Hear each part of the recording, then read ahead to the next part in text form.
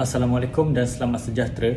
Saya Azra bin Aziz dengan kad metrik A18GH0010 akan membentangkan projek sarjana muda saya yang bertajuk Kecenderungan Pemaju dalam menawarkan produk kediaman dengan pemasangan panel solar. Ini merupakan carta alih bagi pembentangan saya. Sebagai pendahuluan, Malaysia merupakan salah satu negara di Asia Tenggara yang terletak berhampiran garisan khatulistiwa. Negara ini menerima pancaran matahari hampir setiap masa pada setiap tahun. Oleh itu, Malaysia perlu mengambil peluang ini dalam memanfaatkan tenaga boleh baharu, iaitu tenaga solar. Terdapat 4 penyataan masalah dalam kajian ini. Yang pertama, kadar permintaan terhadap sumber tenaga di Malaysia semakin meningkat. Yang kedua, kebergantungan kepada bahan api fosil menjadi punca kepada pencemaran udara. Seterusnya, strategi RMK11 menjadi dasar utama kepada pertumbuhan hijau di Malaysia namun gagal mencapai sasaran. Dan yang terakhir, pemaju rumah kurang membuat pembangunan bersama pemasangan panel solar.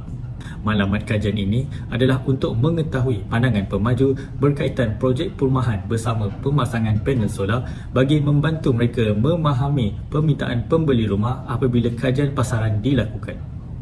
Terdapat 2 objektif bagi kajian ini. Yang pertama, mengenal pasti dasar, polisi dan garis panduan yang digunakan di Malaysia berkaitan penggunaan panel solar. Dan yang kedua, mengkaji persepsi pemaju perumahan terhadap pemasangan panel solar bagi projek perumahan baru. Skop bagi kajian ini adalah berfokuskan kepada respon pemaju terhadap projek perumahan dengan pemasangan panel solar. Pengkaji menjalankan temu bual bersama pihak pemaju untuk mendapatkan respon dan pandangan daripada mereka. Terdapat 3 kepentingan dalam kajian ini. Yang pertama, bagi pihak kerajaan, mereka dapat melihat dan mengkaji tahap keberkesanan dasar yang telah digubal berkaitan tenaga solar. Bagi pihak pemaju pula, mereka dapat menjalankan kajian feasibility dan menganalisa jumlah pembeli yang menginginkan produk kediaman bersama pemasangan panel solar. Dan yang ketiga, bagi ahli akademik pula, mereka dapat menggunakan kajian ini sebagai rujukan mereka pada masa akan datang. Seterusnya, ini merupakan kajian literatur bagi kajian ini.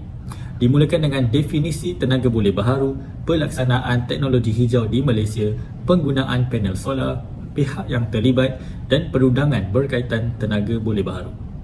Antara tenaga yang sering disebut adalah tenaga solar, tenaga angin, tenaga ombak dan juga tenaga biomas.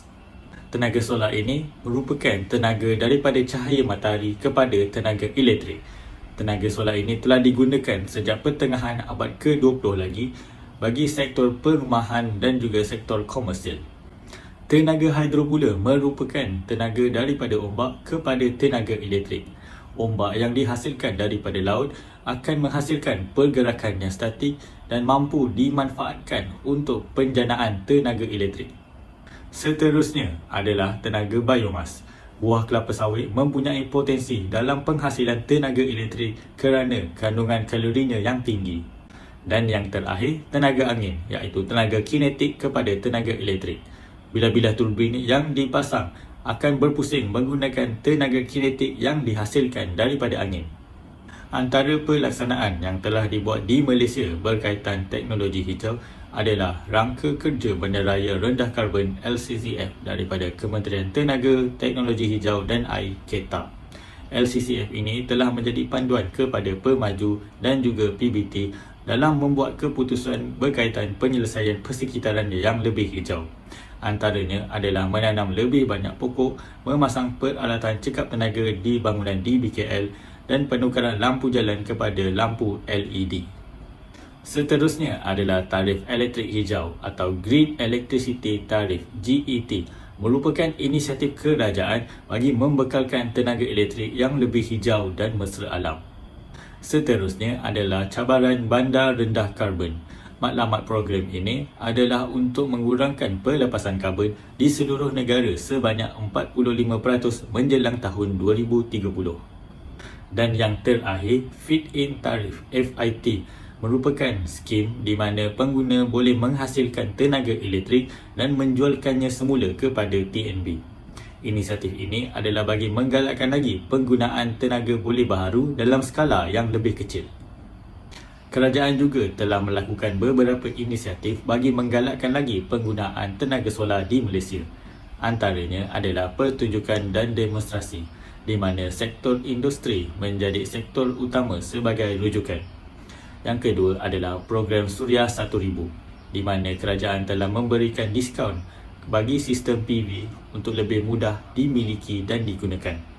Dan yang terakhir adalah Suria untuk Pemaju, di mana pihak pemaju berkolaborasi bersama pihak BIPV bagi program pembangunan mereka.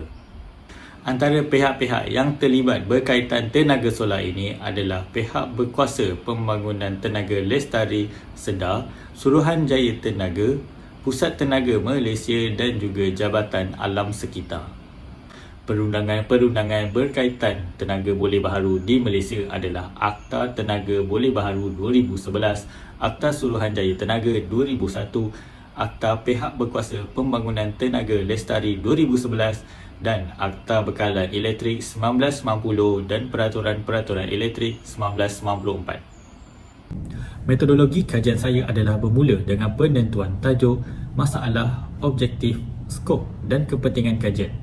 Bagi mendapatkan info-info berkaitan, saya telah membuat rujukan daripada sumber sekunder seperti buku, jurnal, tesis dan lain-lain. Saya juga membuat temu bual bersama responden untuk mendapatkan respon dan pandangan daripada mereka. Selepas itu, maklumat yang dikumpulkan akan dianalisa bagi memperoleh kesimpulan dan cadangan yang bersesuaian. Ini merupakan hasil analisa bagi kajian saya. Terdapat 5 soalan yang diketengahkan bagi kajian ini. Bagi soalan pertama, kesemua responden mengatakan tiada ketetapan bagi mereka untuk membuat pemasangan panel solar bagi projek pembangunan mereka. Yang kedua, kesemua responden mengatakan bahawa terdapat kenaikan harga bagi rumah yang telah dipasang panel solar dan ini memberi keuntungan kepada mereka dari segi penjualan rumah dan juga panel solar. Seterusnya, kesemua responden sedia maklum terdapat dasar-dasar yang berkaitan dengan tenaga solar. Manakala bagi soalan yang terakhir, terdapat 3 responden bersetuju untuk mewajibkan pemasangan panel solar, manakala 2 lagi responden tidak bersetuju.